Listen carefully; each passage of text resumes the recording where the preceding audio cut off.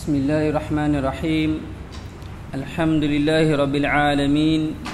Nahmaduhu wa nasta'inu wa nastaghfiruh wa na'udzu billahi min shururi anfusina wa min sayyiati a'malina. May yahdihillahu fala mudilla lahu wa may yudlil fala hadiya lahu. Asyhadu an la ilaha illallah wahdahu la syarika lahu wa asyhadu anna Muhammadan 'abduhu wa rasuluh. قال الله عز وجل في كتاب الكريم بعد أعوذ بالله من الشيطان الرجيم يا أيها الذين آمنوا اتقوا الله وقولوا قولا سديدا يصلح لكم أعمالكم ويغفر لكم ذنوبكم ومن يطع الله ورسوله فقد فاز فوزا عظيما أما بعد السلام عليكم ورحمة الله وبركاته. Alhamdulillah, syukur pada Allah Subhanahu Wa Taala dapat kita meneruskan majlis ta'lim talabul ilm, majlis mencari dan menimba ilmu Allah Subhanahu Wa Taala, kitab Allah wa sunnati Nabi sallallahu alaihi wasallam, hadis dan firman Allah Subhanahu Wa Taala.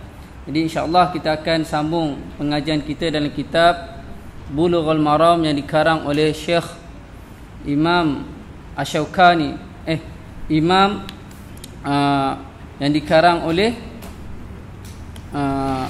Ibnu Hajar Al-Asqalani dan disyarahkan oleh Subul Salam dalam kitab Subul Salam As-Sana'ani.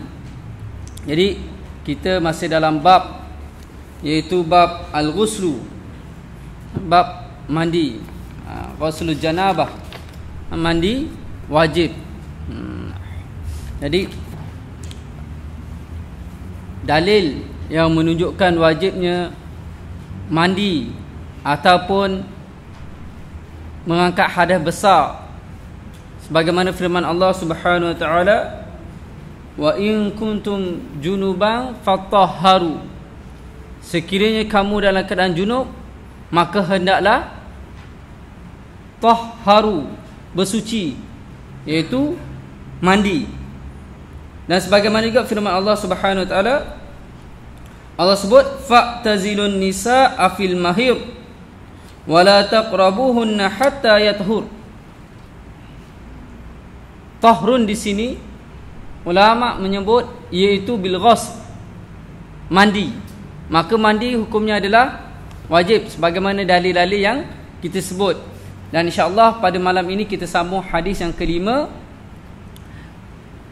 Qala musannif rahimallah wa nafa'ana bi ulumihi wa ulumikum fid darain. Qala wa ana Aisyah radhiyallahu anha qalat kana Rasulullah sallallahu alaihi wasallam yaghtasilu min arba'in minal janabati wa yaumil jumu'ati wa minal hijamati wa min ghuslil mayyiti. Rawahu Abu Daud wa sahahu Ibnu Khuzaimah. Hadis yang kelima yang bermaksud diriwayatkan daripada Aisyah radhiyallahu anha telah berkata, adalah Rasulullah sallallahu alaihi wasallam mandi daripada 4 perkara. Maksudnya Nabi sallallahu alaihi wasallam mandi 4 perkara. Daripada junub, hari Jumaat, daripada dalam ni tulis bercanduk, maksudnya hijamah ni bekam. Di sini bercanduk, iaitu bekam. Dan daripada mandi mayat. Hadis ini diriwayatkan oleh Abu Daud dan hadis ini adalah hadis sahih. Yang pertama sekali, mandi janabah. Mandi janabah ini adalah mandi junub. Ijma' ulama menyatakan jima' adalah wajib, sebagaimana dalil yang kita sebut tadi, iaitu Allah Subhanahu Wa Taala berfirman dalam surah Al-Maidah, wa in kuntum junuban fatahharu, sekiranya kamu dalam keadaan junub maka hendaklah tahharu, hendaklah kamu menyucikannya, mandi wajib. Maka ijma' ulama semua mazhab, sama ada Imam Syafi'i, Imam Ahmad bin Hanbal, Abu Hanifah, Imam Malik, kesemuanya menyatakan wajib mandi. di sana ada sedikit perbahasan ulama. Sebelum ini kita dah sebut hadis yang berkaitan al-ma'u minal ma' adalah dimansukhkan dengan hadis yang mana diriwayatkan oleh Imam Muslim yang menambah bahawa wa illam yunzil, walaupun tak keluar air mani kena mandi. Adapun hadis yang al-ma'u minal ma' menyatakan wajib mandi apabila keluar air mani. Dan hadis ini dimansukhkan, dipinda hukumnya dengan hadis yang diriwayatkan oleh Imam Muslim wa illam yunzil, iaitu apabila seorang itu jima' walaupun tidak keluar air mani. Di situ ada perbahasan ulama. Imam Syafi'i menyebut dalam mazhab Syafi'i, sebagaimana dalam kitab Manhajut Talibin dan disyarahkan oleh dalam kitab Mughni Muhtaj, Asyarbini menyatakan iaitu hasyafah apabila masuk ke faraj, hasyafah kepalanya, hilang kepalanya sahaja. Maksudnya kalau kita lihat, saya sebut hukum zakat, adakah wujub mandi janabah itu sebagaimana hadis Muslim sebut, idzal taqa khitanani wujubul ghusl, apabila bertemu di antara dua khitan maka wajiblah mandi. Wanita sebagaimana disebut, tempat khitannya, tempat sunatnya adalah fauqal fajr, fauqal, di atas tempat keluarnya air kencing. Itu adalah tempat sunat untuk wanita.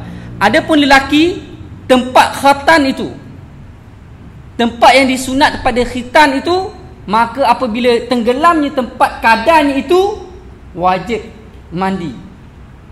Apabila lelaki memasukkan zakarnya, hilang kadar tempat khitannya, hasyafah, maka wajib mandi. Dalam mazhab Syafi'i yang menyebut dalam Mughni Muhtaj, Syarbini menyatakan apabila zakar itu dimasukkan sama ada bahimah atau mayitah, sama ada binatang ataupun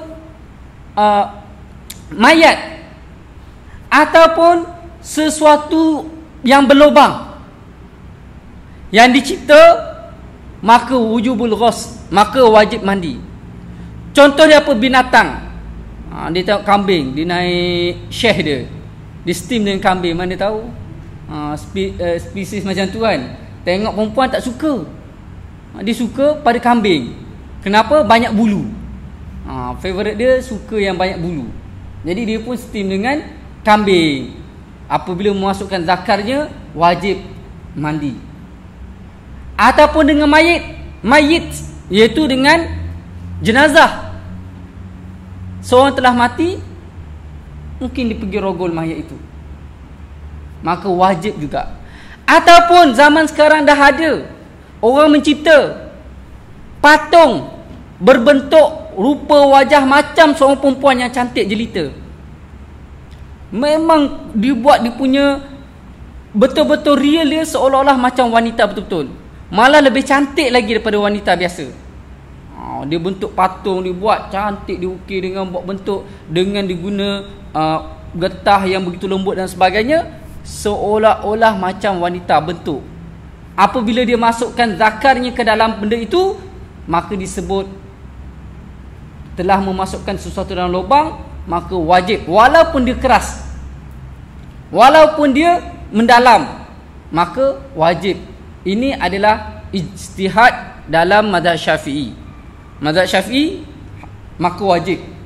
Dari segi hukumnya, adakah boleh tak boleh, itu perbahasan dari segi boleh ataupun tidak boleh. Yang kita sebut sini dari segi hukum wujubul ghusl, wajib mandi. Dan zaman sekarang ada alat, nauzubillah, orang Islam diharamkan onani, adalah diharamkan. Dan alat jenis onani ni ada jual. baik untuk lelaki ataupun perempuan. Sekiranya lelaki membeli alat itu, dia memasukkan ke dalamnya, maka wajib mandi. Ini adalah pandangan Imam Syafi'i. Maka mandi janabah iaitu junub, seseorang bersetubuh dalam mazhab Syafi'i sama ada dengan bahimah, binatang, au mayitah ataupun mayat, ataupun sesuatu lubang yang dicipta khas untuk onani dan sebagainya, untuk zina dan sebagainya, maka hukumnya wajib mandi. Adapun perempuan, tadi lelaki, adapun perempuan,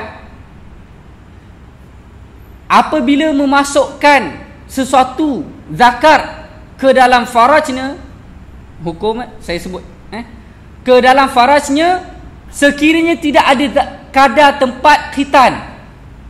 Contoh dalam kitab menyebut kirdun, beruk, ataupun binatang yang tidak ada kadar khitannya, maka hukumnya dikembalikan kepada ijtihad hakim.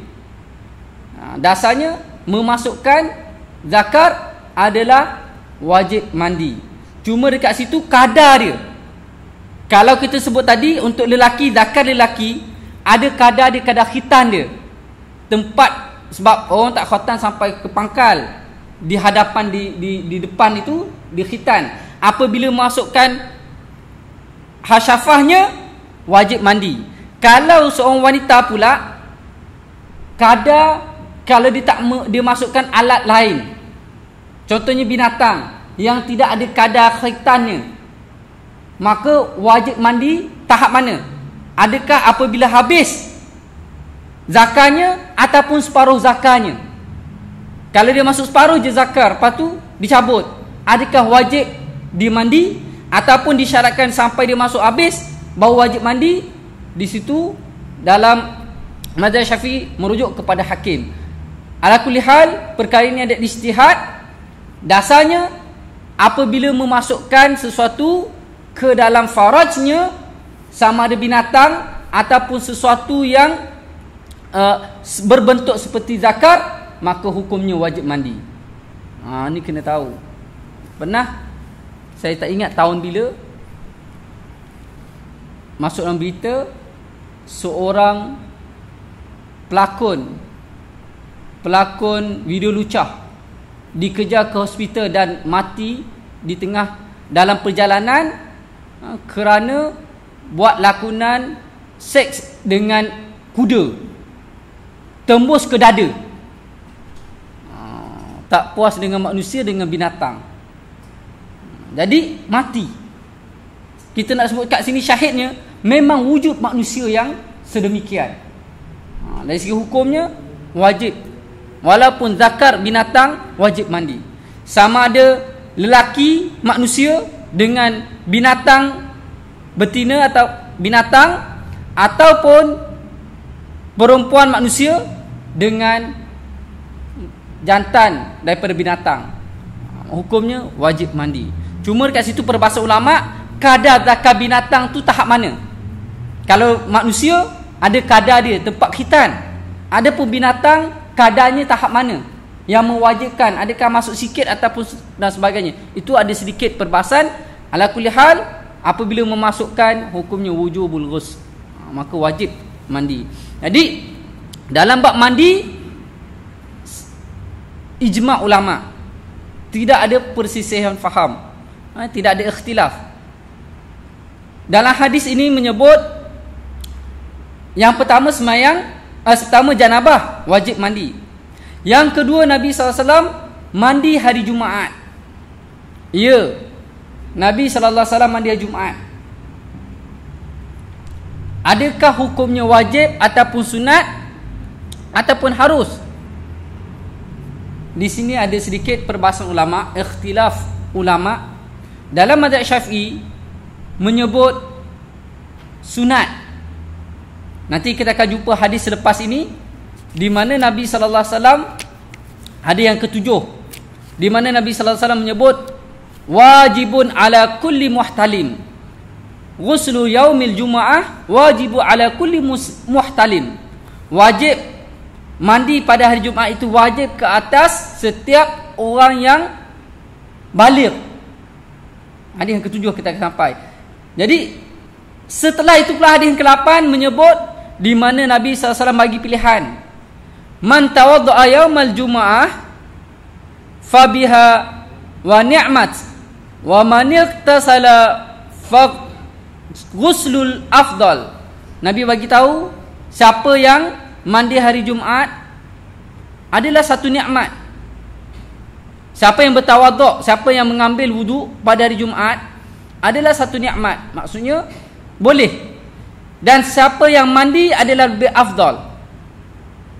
Dalam mazhab Syafi'i, Imam Syafi'i mendalilkan dua hadis ini adalah sahih.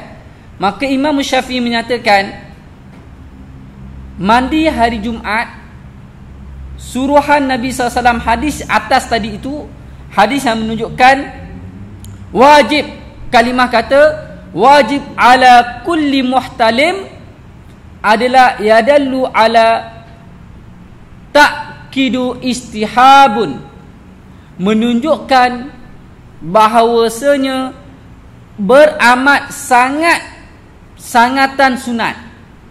Maksudnya sunat muakkad.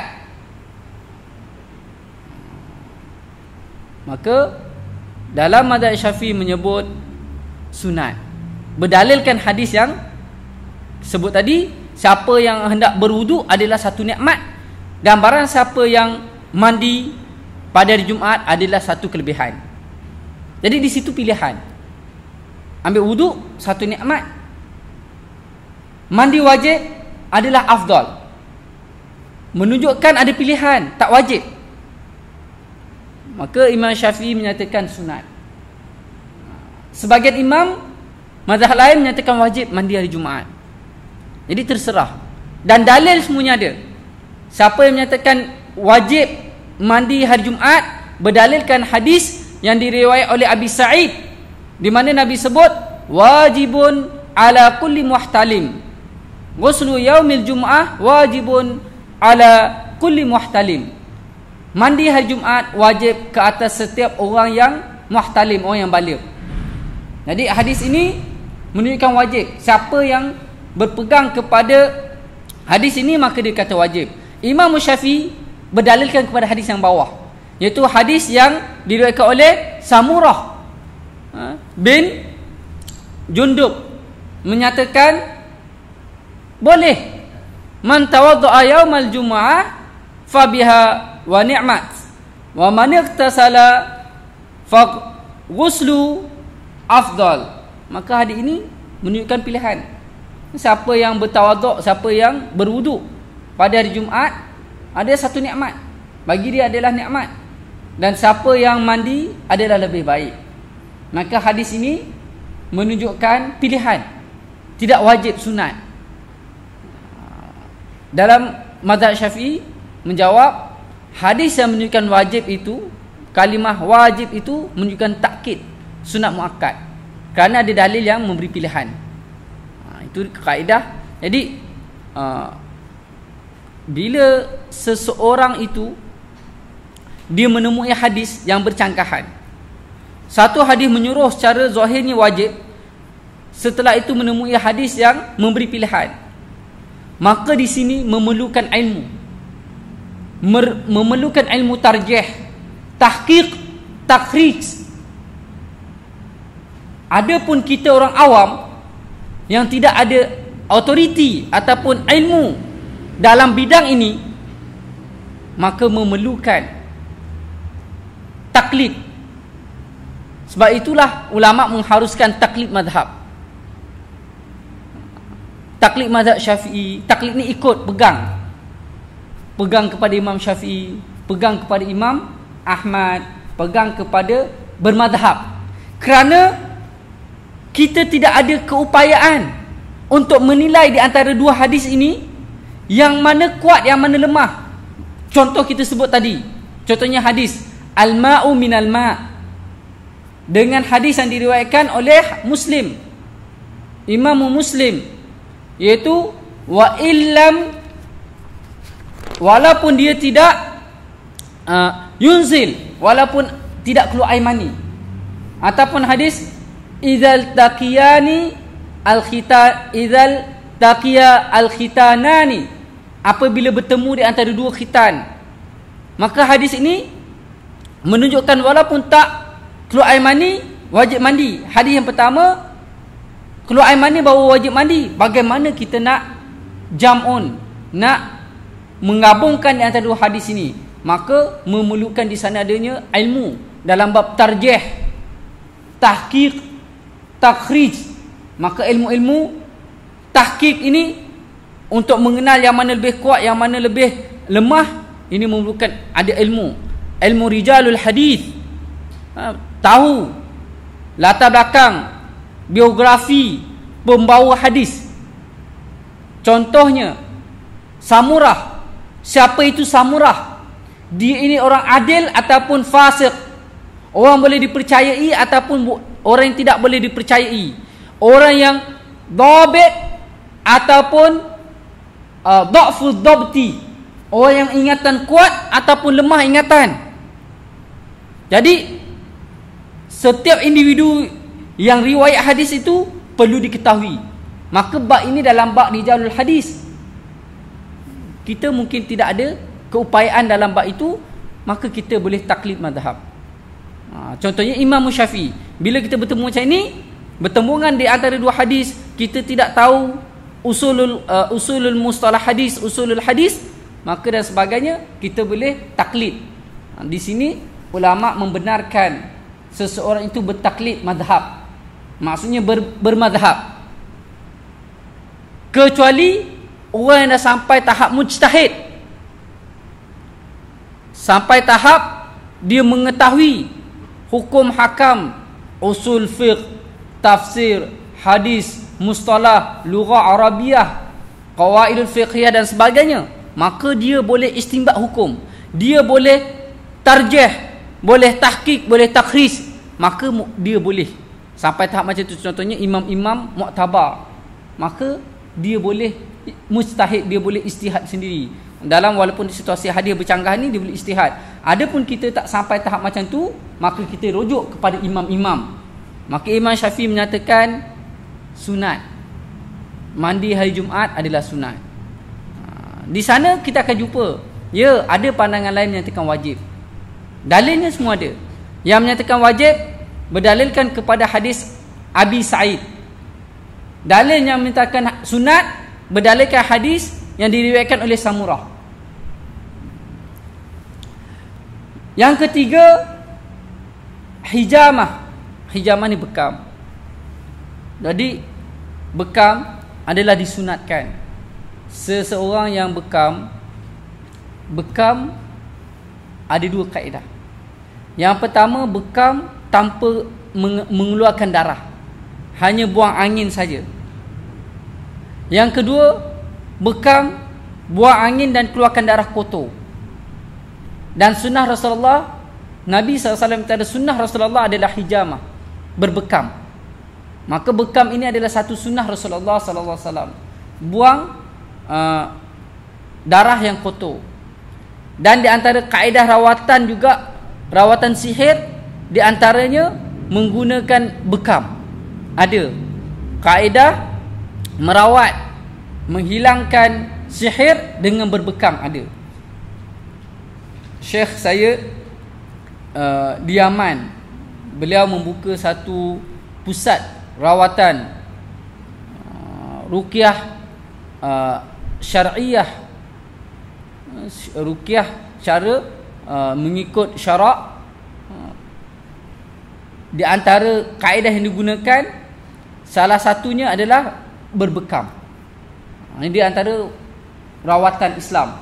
Maka seseorang yang bekam, setelah dia berbekam, disunatkan mandi. Maka dia disunatkan orang yang telah bekam mandi, dia boleh mandi. Seterusnya, wa min ghuslil mayyit, dan orang yang mandikan mayat. dalam mazhab Syafi'i pun kata sunat. Orang yang mandikan mayat, dia pergi mandikan jenazah. Setelah mandi jenazah, disunatkan dia mandi. Dia tu sendiri mandi. Mandi sebab apa? Bukan sebab najis, bukan. Kerana orang Islam ini, Bani Adam ini tak najis. Kalau bangkai binatang dipanggil bangkai. Bangkai ini adalah najis, tetapi manusia tidak najis. Yang najisnya darah. Contoh, ada orang accident, putus tangan dia, tercampak anggota dia. Kita pun pergi tolong. Kita pegang tangan dia, kita letak kumpul satu tempat. Tangan kita yang pegang tangan yang terputus, terpisah pada anggota tu, kita pegang tu, tangan kita ni najis tak? Tanpa ada apa-apa kotor, darah, tak ada darah, tangan saja. Tangan yang terputus kita pegang, letak situ. Najis tak tangan kita? Tidak. Kerana jasad manusia ini tidak najis. Kita ini, manusia ini, walaupun telah mati, tak najis. Yang najis ni masa mana? Kalau kita kena darah dia. Darah dia tu, darah tu adalah najis. Darah dia, maka itu najis. Adapun jasad dia tak najis. Termasuk juga jenazah. Kita pergi cium dia, lepas tu kita nak sembahyang jenazah, boleh tak? Boleh. Kerana dia tidak najis. Jenazah itu tidak najis. Jenazah tidak najis. Maka disunatkan mandi bukan sebab najis, sebab mandi jenazah itu. Disunatkan mandi, namanya mandi ghuslul mayit. Ghuslul mayit, mandi disebabkan kita mandi jenazah. Hukumnya adalah disunatkan. Ada soalan?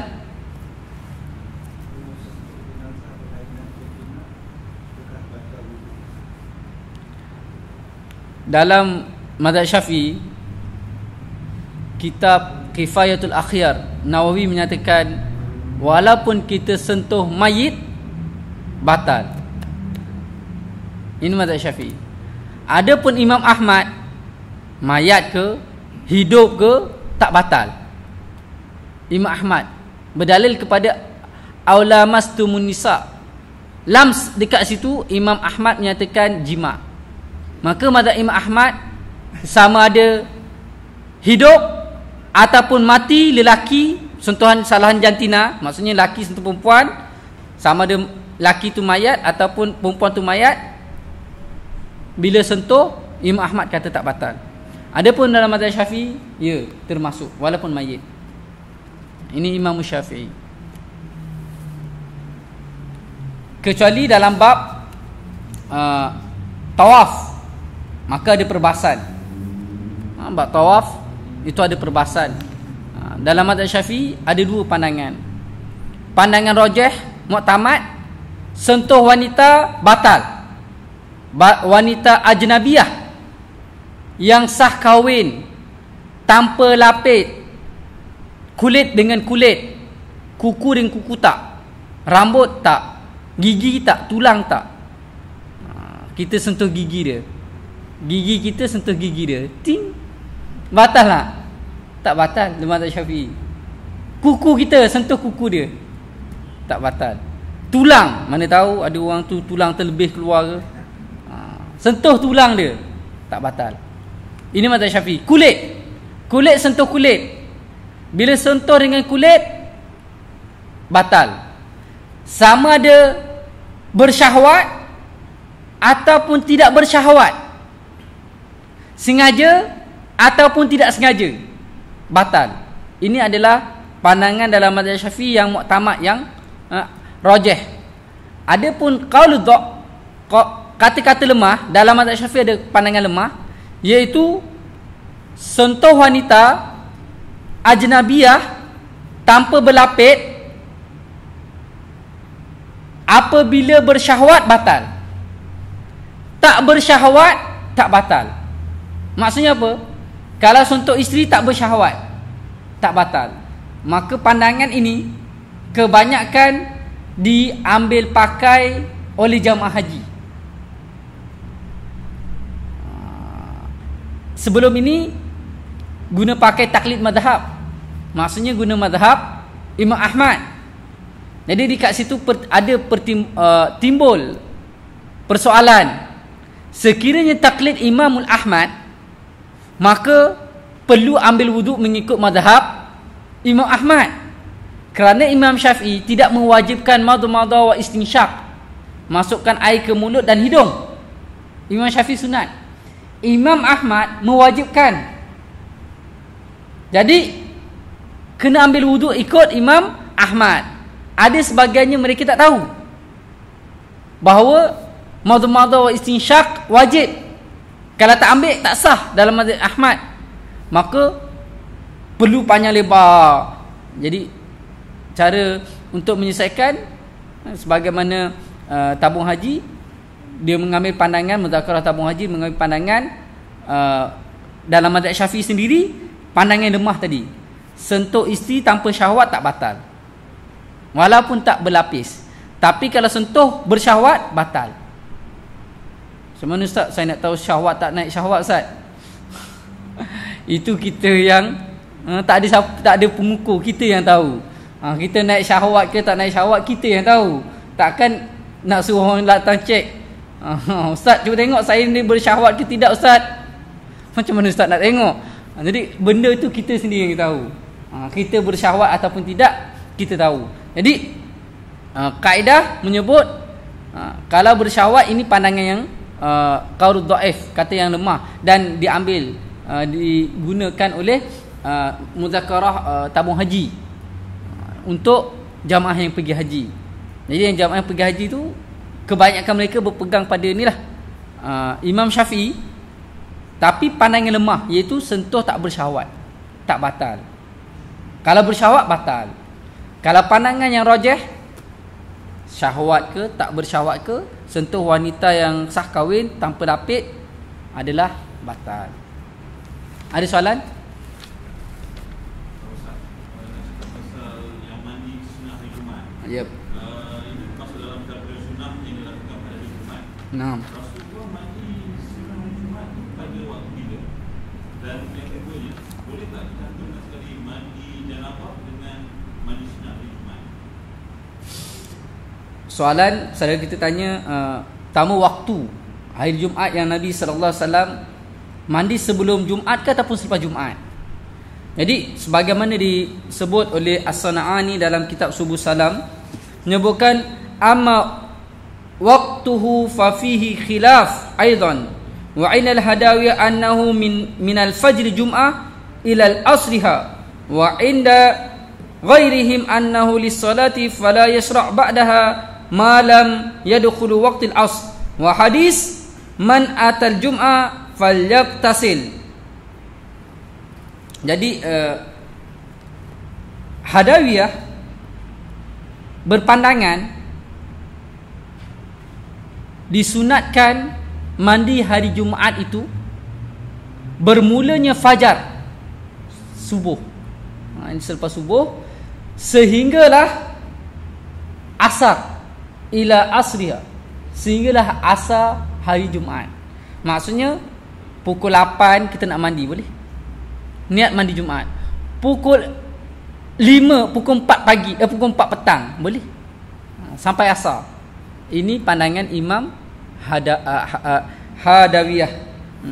Hadawiyah berpandangan sedemikian. Adapun selain daripada Hadawiyah, disyarakkan, maksudnya fala yashra' ba'daha ma lam yadkhul waqtil asr. Tidak disyarakkan apa yang selepas, apa yang tidak masuk waktu asar, maksudnya sebelum waktu asar. Sebagaimana dalil Nabi SAW, man atal jum'ah falyaqtasil. Siapa hendak datang mandi, hendak datang sembahyang Jumaat, mestilah mandi. Hadis ini menunjukkan afdal mandi sebelum hari Jumaat, sebelum sembahyang Jumaat, solat Jumaat, sebelum solat Jumaat. Kerana apa? Yang pertama sekali, hari Jumaat ni adalah perayaan orang Islam. Yang kedua, datang sembahyang Jumaat ini ramai. Bila kita berpeluh, bau busuk akan mengganggu orang lain. Di antara hadis Nabi SAW yang lain, Nabi sebut, man akala sum, siapa yang makan bawang, fala yadkhulu masjiduna, jangan dia masuk masjid kami. Larangan kat sini dalam mazhab Syafi'i, larangan makruh. Kenapa? Bau. Bawang yang tak dimasak. Orang Arab ni disuka makan bawang, dia buat macam ulam. Bawang tu dia potong-potong macam kita makan sate. Biasa makan sate, di antara ulam, di antara sayur-sayur yang ada biasanya timun dengan bawang. Jadi biasa bawang tu tak dimasak, memang tak masak pun. Jadi dia makan macam tu, diratah. Arab ni kadang-kadang dia makan yang full fasolia, kacang pul dia tu, dia ratah macam tu je. Makan roti dia buat macam ulam. Jadi bau. Bila bau, Nabi kata jangan masuk masjid kami. Menunjukkan larangan ini sebab bau mengganggu orang lain. Maka Nabi sebut, siapa yang hendak datang ke masjid sembahyang Jumaat, hendaklah dia mandi. Afdal mandi sebelum pergi sembahyang Jumaat. Dan itulah yang Nabi SAW suruh. Boleh tak kita gabungkan di antara dua benda dalam Islam? Dalam kebanyakan jumhur ulama menyatakan boleh kita gabungkan di antara fardu dengan sunat. Jangan sunat dengan fardu. Fardu dengan sunat boleh. Contoh, mandi wajib. Pagi tu biasa Jumaat. Jumaat, malam Jumaat. Malam Jumaat. Macam malam ni malam Jumaat kan? Malam Jumaat. Di antara yang yalah, mungkin nak cari keberkatan dan sebagainya, di antara sunnah Rasulullah, maksudnya Nabi SAW menyebut di antara sedekah juga adalah jima' bersama dengan isteri, itu adalah satu sedekah. Esok paginya junub. Jadi boleh tak Ustaz, saya mandi junub serentak dengan mandi hari Jumaat? Sebab dah, sebagaimana Hadawiyah sebut, setelah fajr, maksudnya masuk waktu subuh. Ni dia nak sembahyang subuh, dia mandi, masuk fajar. Jadi jumhur ulama menyatakan boleh niat mandi junub bersama mandi sunat hari Jumaat. Kalau dua fardu tak boleh.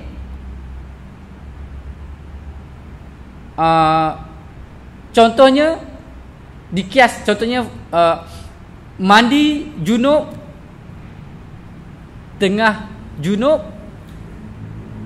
lepas junub, macam mana boleh berlaku dua junub? Contoh, ada tak? Lepas tu wiladah ke macam mana? Maksudnya dalam Islam, kaedah mazhab Syafi'i, kalau sunat, fardu dengan sunat boleh, dua-dua fardu tak boleh. Contohnya sembahyang, bukan sembahyang, puasa. Puasa, kita puasa qada. Qada hukum dia apa? Wajib. Di bulan Syawal, boleh tak kita puasa qada bersama sunat 6 Syawal? Boleh. Boleh tak saya puasa qada dalam bulan Ramadan, qada tahun lepas, bersama dengan puasa fardu bulan Ramadan tahun ni? Boleh tak? Macam muslimat, dia ada hutang 2 hari, 1 hari contohnya, tahun lepas punya tak sempat habis. Datang Ramadan, dia pun niat, sahaja aku puasa wajib dalam bulan Ramadan tahun ini dan qada tahun lepas punya. Boleh tak? Tak boleh, kerana 2 fardu.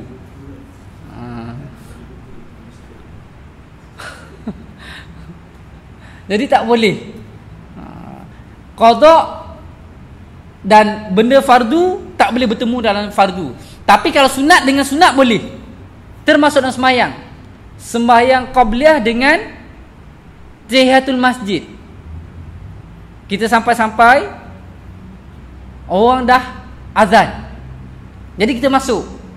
Boleh tak kita semayang qabliyah, kan sebelum semayang isyak, dan bersama niat tahiyatul masjid? Jamu ulama kata boleh, kerana sunat-sunat. Ustaz, boleh tak saya jamak dua dan qasar? Jamak dan qasar.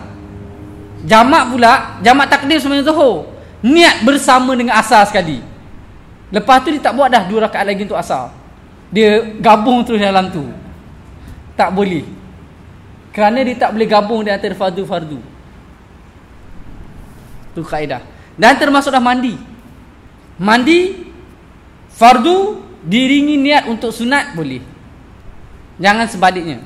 Mandi sunat diiringi dengan fardu tak boleh. Macam tu. Maka dibenarkan. Ini adalah pandangan jamhur ulama.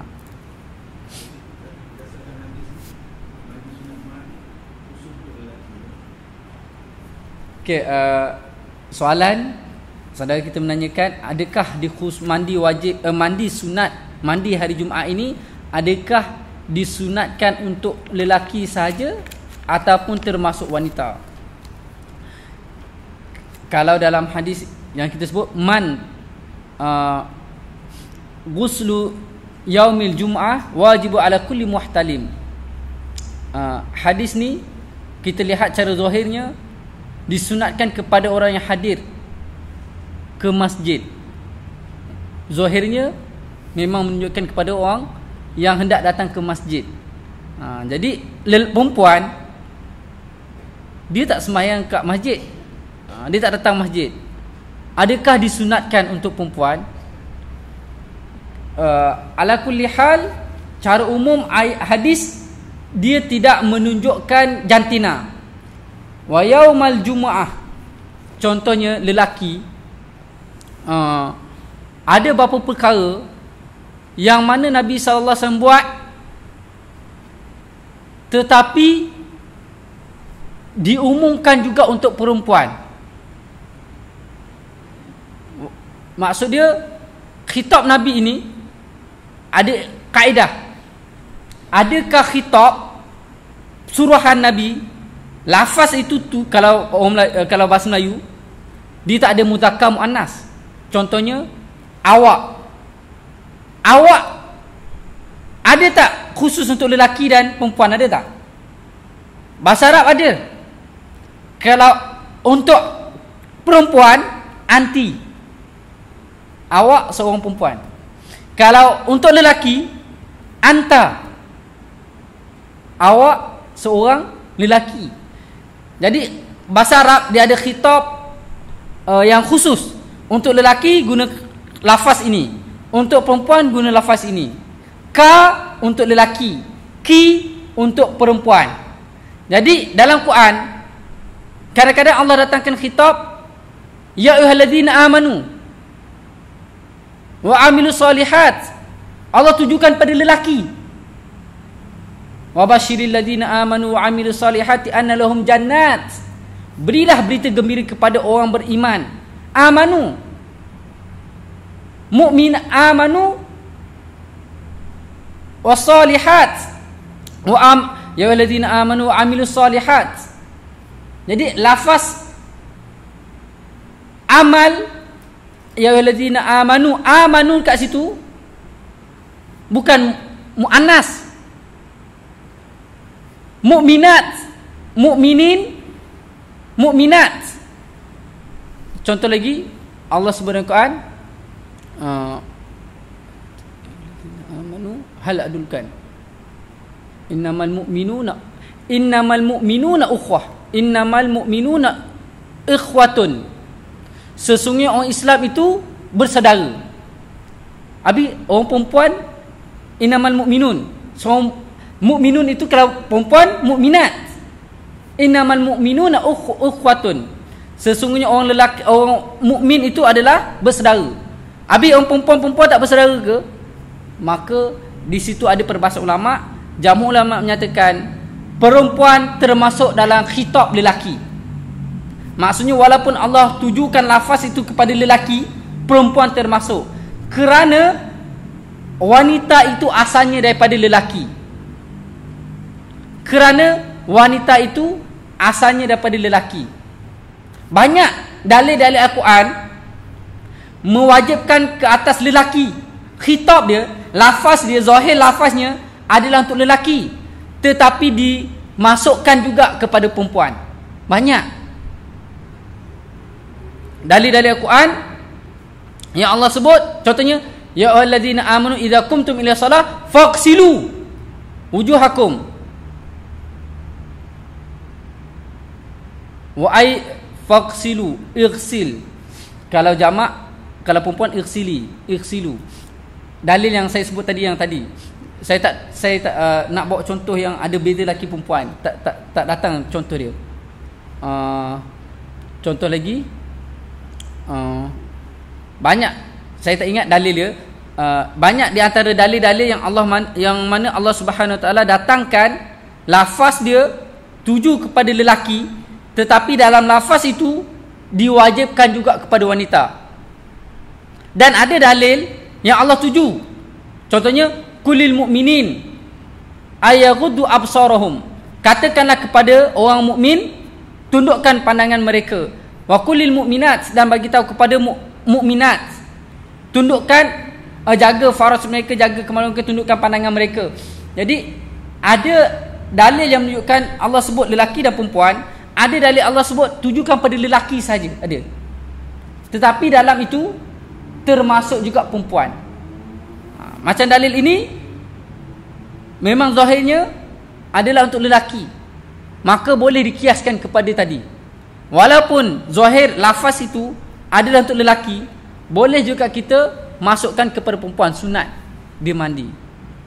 Cuma cara zahir hadisnya untuk orang yang hadir ke masjid sahaja, kaum lelaki.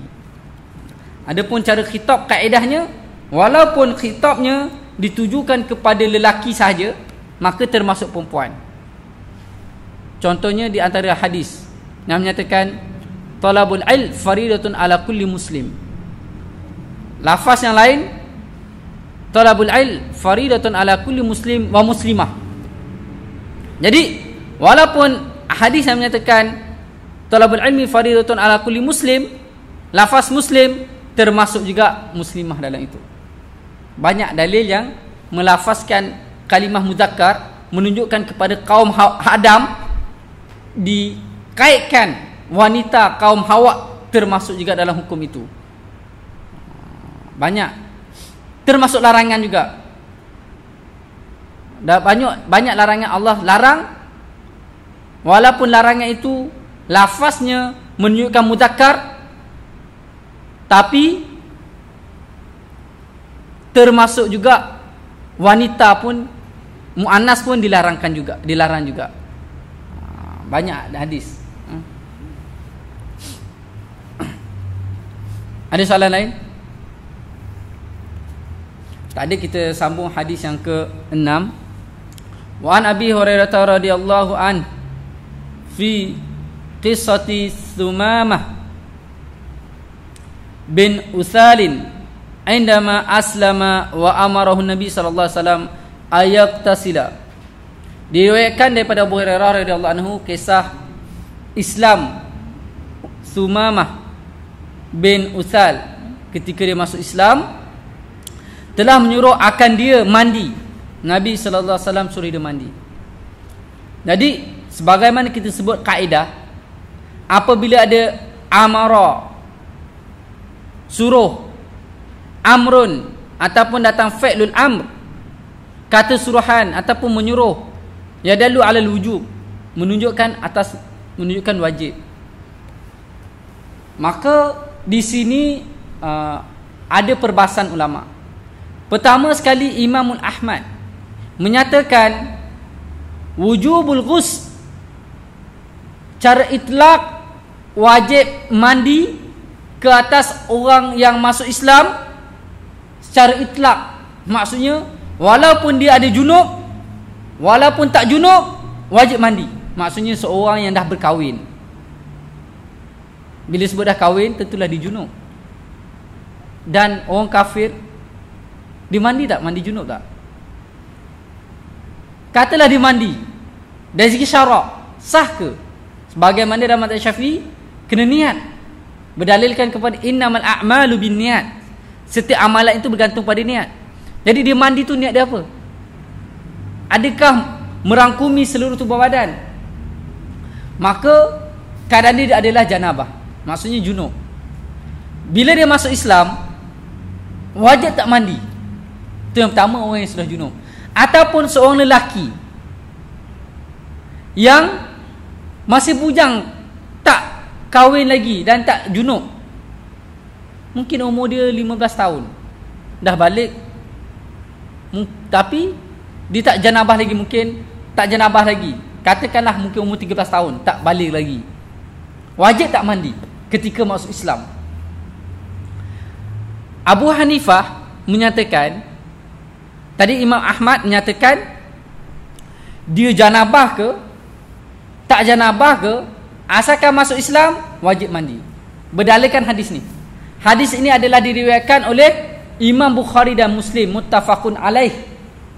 Diriwayatkan oleh Imam Muslim dan Imam Bukhari, menunjukkan apabila kanak-kanak walaupun umurnya 9 tahun tak balik lagi, lelaki masuk Islam, wajib mandi. Kenapa wajib mandi? Bukan sebab janabah, sebab masuk Islam. Berdalilkan kisah Islamnya Thumamah. Ini Imam Ahmad. Walaupun dia tak junub ketika kafirnya, pandangan Abu Hanifah, beliau menyatakan tak wajib bagi orang yang sebelumnya, maksudnya ketika dia kafir bukan janabah. Contohnya umurnya 9 tahun.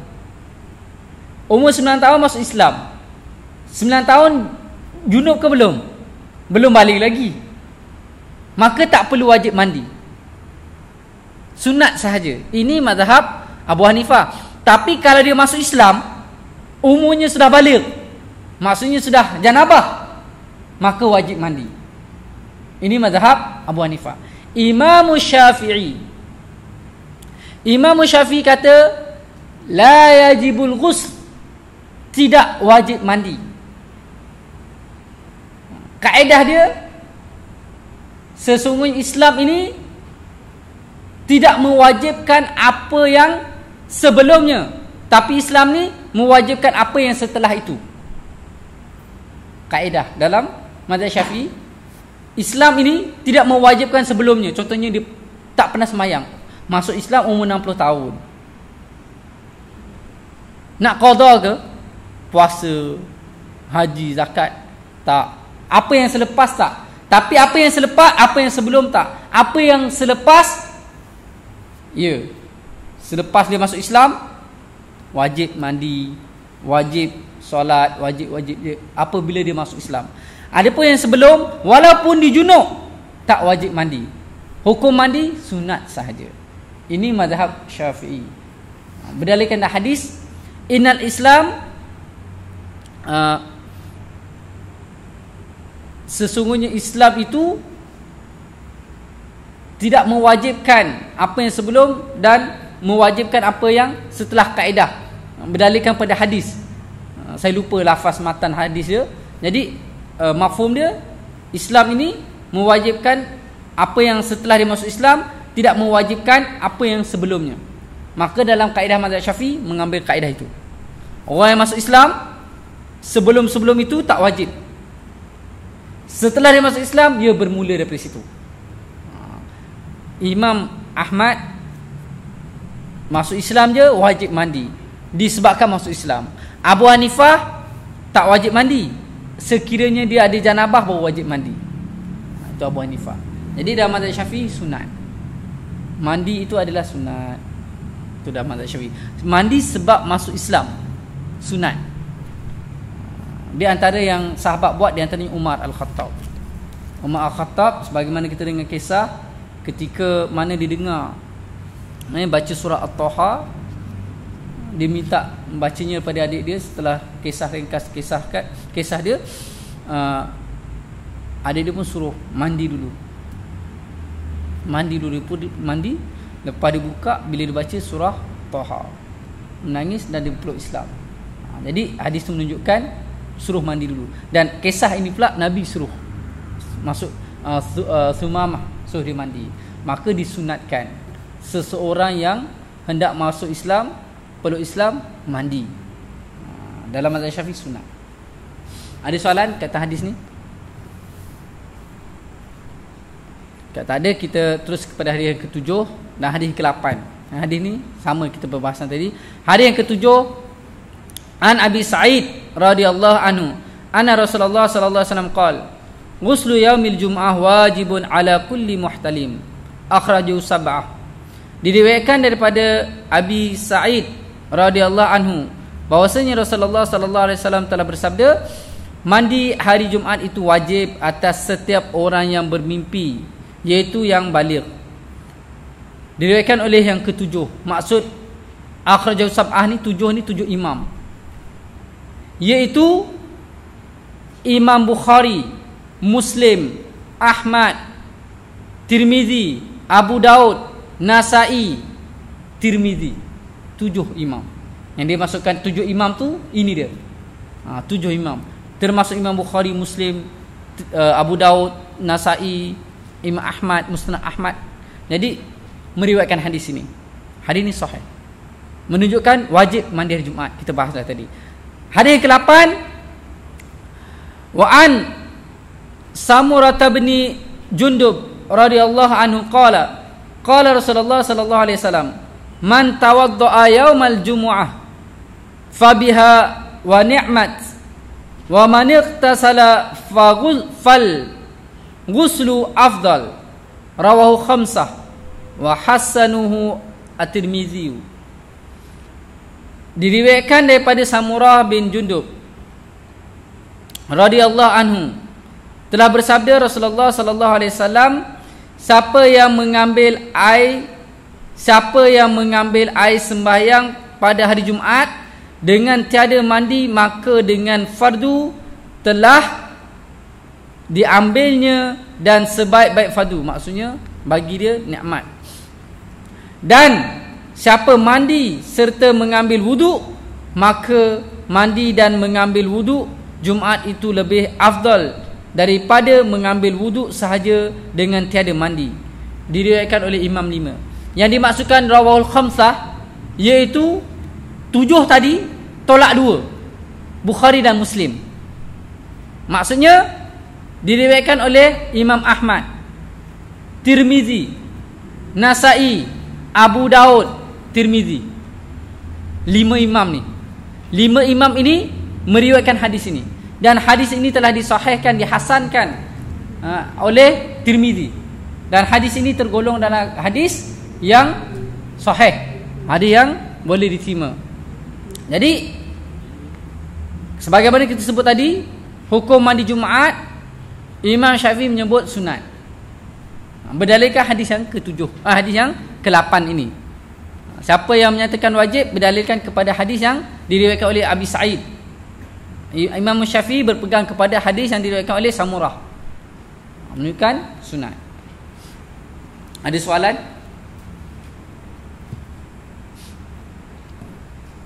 Hadis yang ke-9, wa an Ali radhiyallahu anhu qala kana Nabi sallallahu alaihi wasallam yuqri'unal Qur'an ma lam yakun junuban. Rawahu Ahmad wa khamsah wa hadha lafz Tirmizi wa sahu wa hasan Ibnu Hibban. Diriwayatkan daripada Ali radhiyallahu anhu, ia telah berkata, adalah Nabi sallallahu alaihi wasallam membaca kami akan Al-Quran, maksudnya baca kepada kami ayat Al-Quran selama tiada berjunub. Diriwayatkan oleh Imam Ahmad, maksudnya riwayat 5, rawahul khamsah yang kita sebut tadi. Selagi mana tidak berjunub. Di sini ada perbahasan ulama, boleh ke seseorang dalam keadaan junub ataupun haid, dalam keadaan haid, membaca Al-Quran boleh ke tidak? Dalam mazhab Syafi'i, haram bagi seseorang yang dalam keadaan hadas besar, baik membaca Al-Quran ataupun membawanya. Termasuklah jamhur ulama, mereka menyatakan sedemikian. Membaca Al-Quran, maksud baca ni baca dengan kuat dan niat.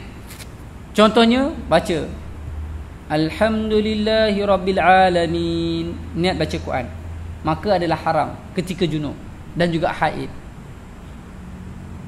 Sekiranya baca Al-Quran dengan hati, lintas di hati, ataupun dengan melihat, kita tengok ayat Quran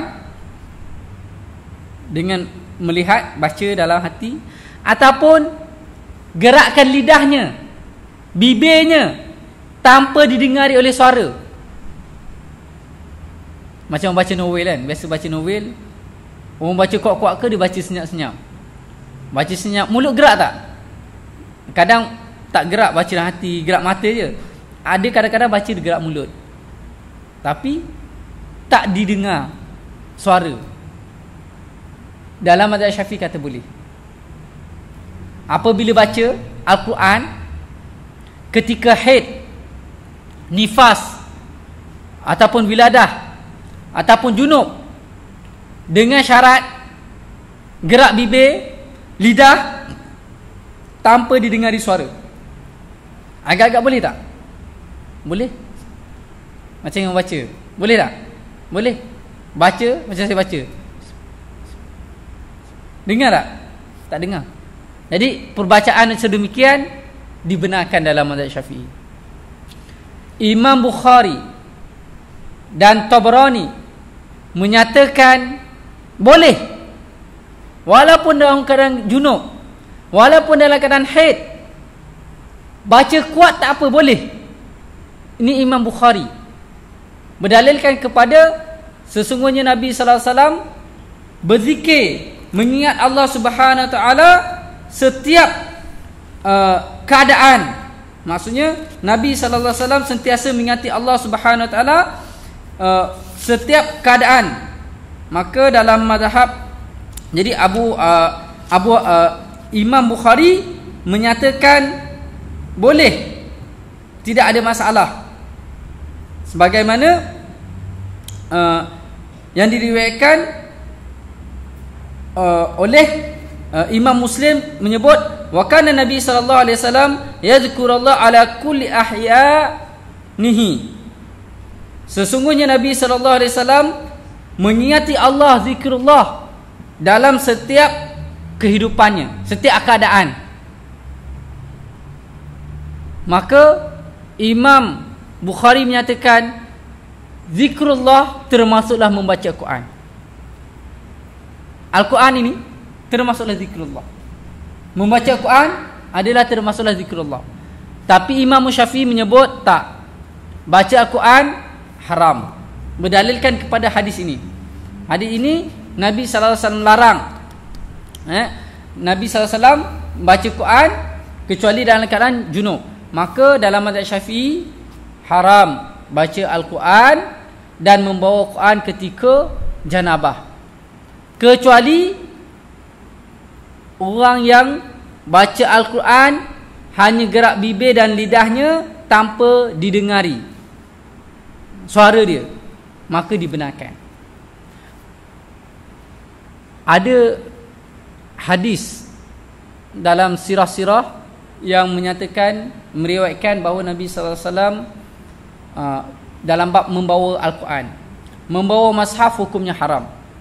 Bagaimana pula bawa ayat Al-Quran, sebagaimana hadis Nabi sallallahu alaihi wasallam, sirah Nabi sallallahu alaihi wasallam, yang mana Nabi tulis surat kepada orang Kristian, Nasrani, Farsi dan Kisra, tulis dengan ayat Quran, Bismillahirrahmanirrahim, Aslim taslam, masuklah kamu ke dalam Islam, kamu akan selamat. Dan Nabi tulis ayat Quran, di antaranya Nabi menulis ayat Quran,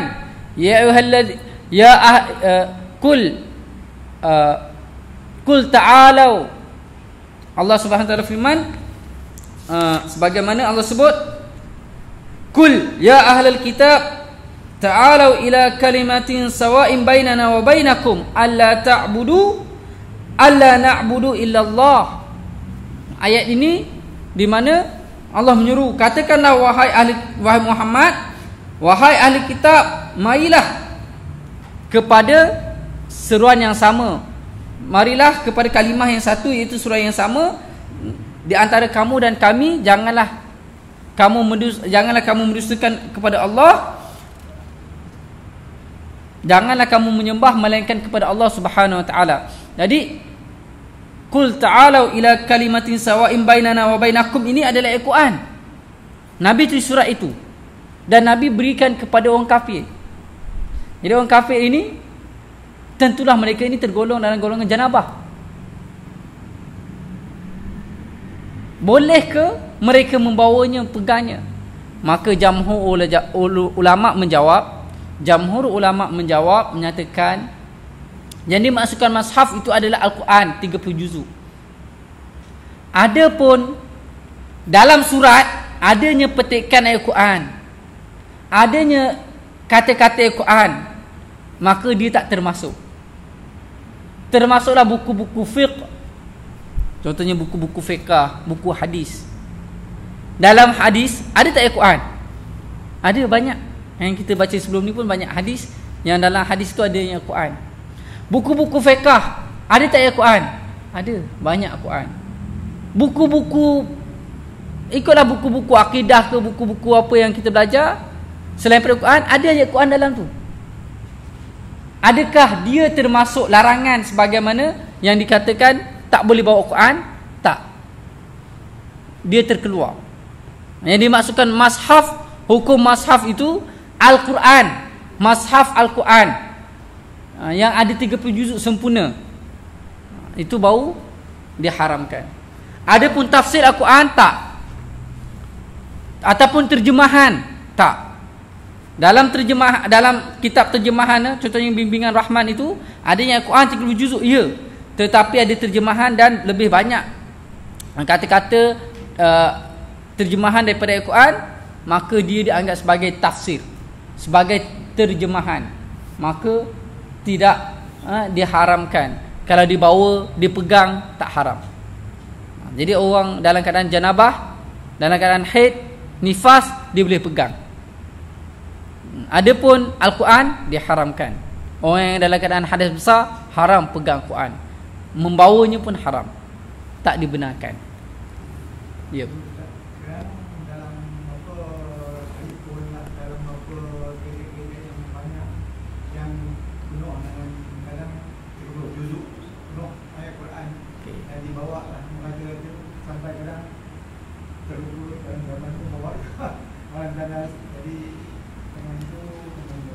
Saudara kita tanya berkaitan tentang iPhone ataupun smartphone. Ikutlah mana-mana teknologi zaman sekarang, laptop ke, PC ke sebagainya, yang mengandungi ayat Quran. Ada 30 juzuk. Sampai dia muratil lagi, siap baca lagi. Bukan sekadar ayat Quran, bukan skrin, siap suara lagi, ada sound lagi. Apakah hukum dia seperti hukum mushaf? Maka kalau kita buka kitab-kitab lama memang tak ada. Kitab-kitab turas tak ada. Ini adalah ijtihad ulama. Benda yang dimaksudkan mushaf, mushaf itu adalah Al-Quran yang mengandungi 30 juzuk,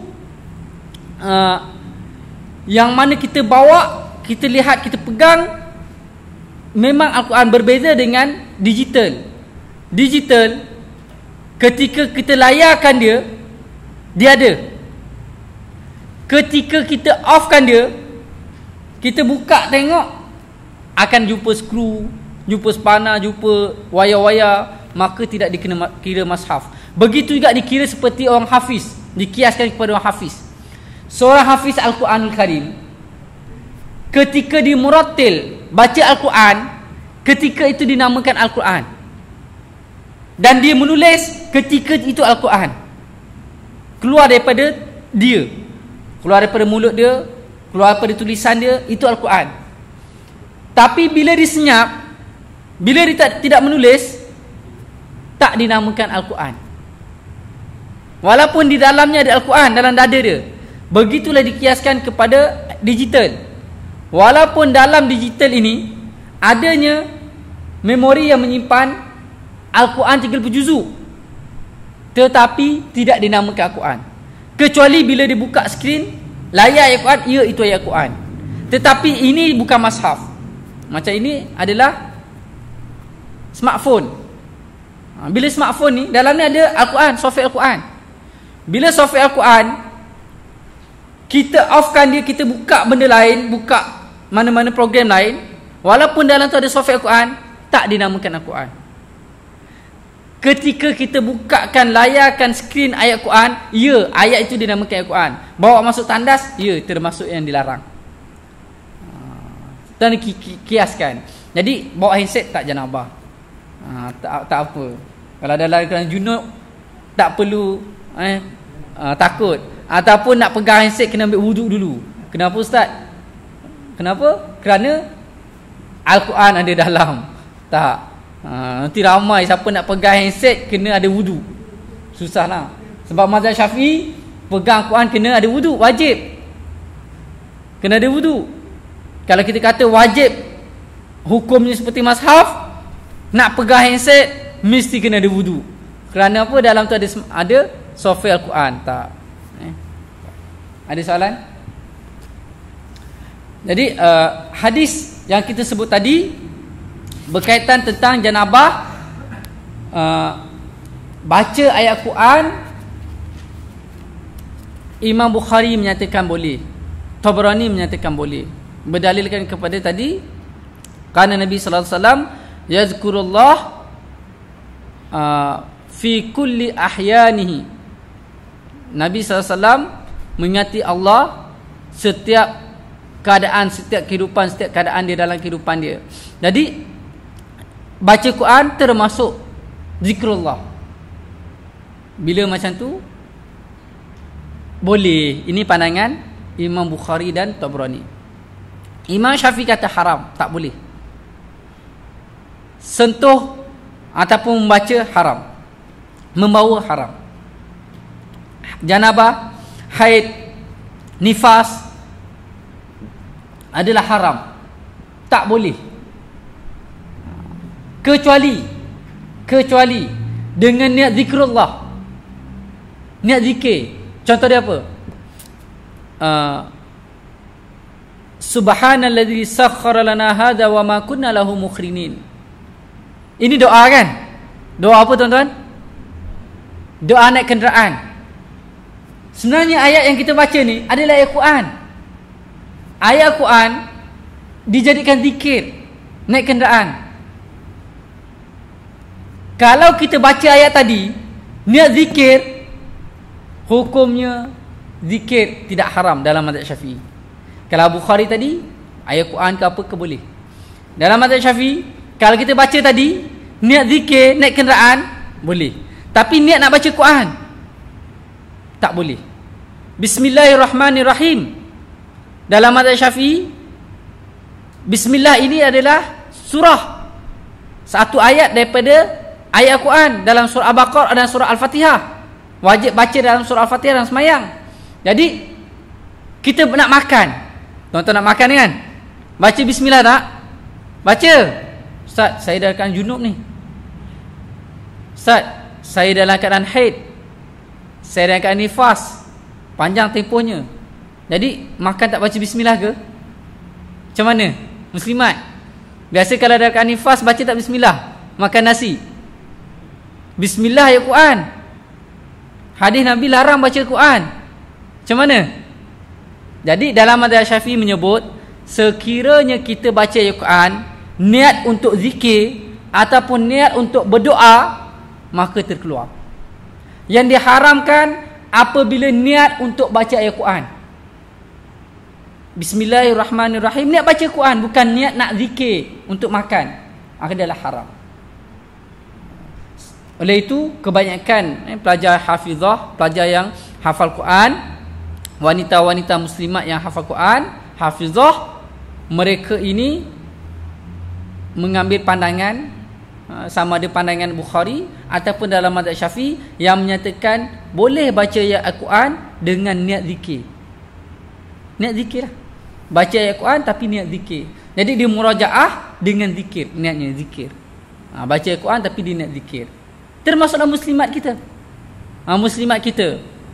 Kita seorang Muslim mesti ada pendinding. Maksudnya ada kekuatan rohani. Di antara pendinding kita ni adalah solat, munajat kita, zikir dan sebagainya. Itu sebagai dinding kita. Bila seorang dalam keadaan haid, perempuan, nifas, dia tak boleh buat. Tak boleh semayang, tak boleh baca Quran. Jadi yang bolehnya apa? Zikir dan doa. Bila zikir dan doa, kalau dia tak buat juga, kosong lah. Dah lah tak semayang, tak boleh baca Quran, tak zikir pula, kosong. Jadi roh tak ada, rohani dia tak ada. Sebab itulah wanita ni biasanya cepat kena gangguan, rasuk jin dan sebagainya ketika mana mungkin dalam keadaan uzur. Jadi dia boleh jadikan baca Al-Quran tu, walaupun dalam uzur boleh baca, niat zikir, niat zikrullah boleh. Maka dalam mazhab Syafi'i kata boleh dengan niat zikrullah ataupun berdoa. Contoh lagi, Rabbana atina fid dunya hasanah wa fil akhirati hasanah wa qina azabannar. Rabbana hab lana min azwajina wa zurriyyatina qurrata a'yun waj'alna lil muttaqina imama. Banyak lagi doa-doa. Jadi ini adalah ayat Quran. Ayat Quran yang dijadikan sebagai doa. Adakah haram? Tidak. Sekiranya niat untuk berdoa. Tapi kalau niat untuk baca Quran, haram. Contohnya muslimat dalam keadaan junub ataupun dalam keadaan haid, nifas, dia baca Rabbana atina fid dunya hasanah, niat doa, boleh. Dia baca niat baca Al-Quran, haram. Ini dalam mazhab Syafi'i. Ataupun dia baca surah Al-Baqarah, Alif Lam Mim, Dzalikal kitabu la raiba fihi hudal lil muttaqin. Ni ada zikir maksurat. Kan ada zikir maksurat kan yang dikumpulkan oleh Hasan Al-Banna. Ataupun manzil, ataupun ruqyah, diniat untuk zikir, zikir pagi dan petang. Walaupun zikir itu ada Al-Quran, iya, boleh. Kerana banyak zikir daripada hadis dan Al-Quran. Subhanallah, Alhamdulillah, Allah Akbar. Memang Alhamdulillah pun termasuk dalam Al-Quran, dijadikan sebagai zikir. Banyak zikir-zikir itu diambil daripada Al-Quran, maka dibenarkan. Ada soalan? Muslimat? Tak ada? Muslimin? Tak ada soalan? InsyaAllah kita faham. Jadi cukup sekadar tu kita bahaskan. InsyaAllah minggu depan kita akan sambung hari yang ke 9, hari yang ke 10. InsyaAllah kita akan sambung berkaitan tentang hukum, berkaitan tentang orang dalam keadaan junub. Boleh tak dia ulangi jima dalam keadaan junub? Maksudnya perlu mandi sekali ke 2 kali, ataupun tiap kali junub, tiap kali mandi, 2 kali janabah, 2 kali mandi. Maksudnya berapa kali kena mandi dan sebagainya. InsyaAllah kita akan bahaskan minggu depan. Wabillahi taufiq. Assalamualaikum warahmatullahi wabarakatuh. Bismillahirrahmanirrahim. Allahumma faqihna fid din wa 'allimna fit ta'wil.